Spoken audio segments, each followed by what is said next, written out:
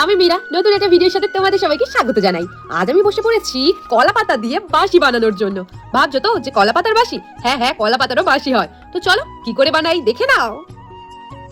দেখো, আমরা হয়তো আর ছোটবেলায় ফিরে যেতে পারবো না, তবে ছোটবেলার স্মৃতিচারণ তো আমরা করতেই পারি মাঝের মধ্যে, কি বলো? জানি খুব একটা বেশি হয়তো লাভ হবে না বা দিনও পাল্টাবে না, তবে কিছুক্ষণের জন্য হলেও তো নিজেকে মানসিক শান্তি তো দেওয়া যেতেই পারে, কি বলো?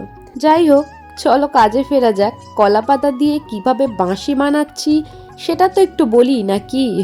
আরে বাবা, কিছুই না, শুধু আমি যেভাবে র্যাপ করছি কলা পাতাগুলো শুধু ওইভাবেই র্যাপ করে দাও। শুধু এতটুকুই খেয়াল রেখো, পাতাগুলো যেন খুব একটা চওড়া করে কেটে ফেলো না, একটু সরু করে করে কেটো আর এইভাবে মুড়ে নিও, তাহলেই হয়ে যাবে। আমি এখানে ওই 3টে থেকে 4টে পার্টই দিয়েছি, তোমরা যদি আরো বড় করতে চাও করতে পারো, তবে বেশি বড় করার কোনো প্রয়োজন নেই। কলা পাতাগুলো মোড়া হয়ে গেলে এইভাবে একটা কাঠির সাহায্যে চারদিক থেকে আটকে দেবো, তাহলেই কমপ্লিট। চলো বাঁশিটা বাজে কিনা দেখা যাক।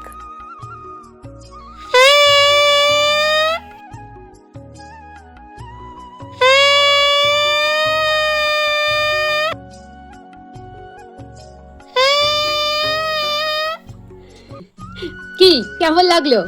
আশা রাখছি তোমাদের যার যার বাড়িতে ছোট ছোট ভাই বোন আছে তাদেরকে বানিয়ে দিলে তারা খুবই খুশি হবে। যাই হোক, তোমরা জানিও আমার এই কলা পাতা তৈরি বাঁশিটি কেমন লাগলো। ভালো লাগলে অবশ্যই কিন্তু একটা লাইক ও সাবস্ক্রাইব করতে একদম ভুলো না। আজ আসলাম, দেখা হবে নতুন কোনো কাজের সাথে। বাই।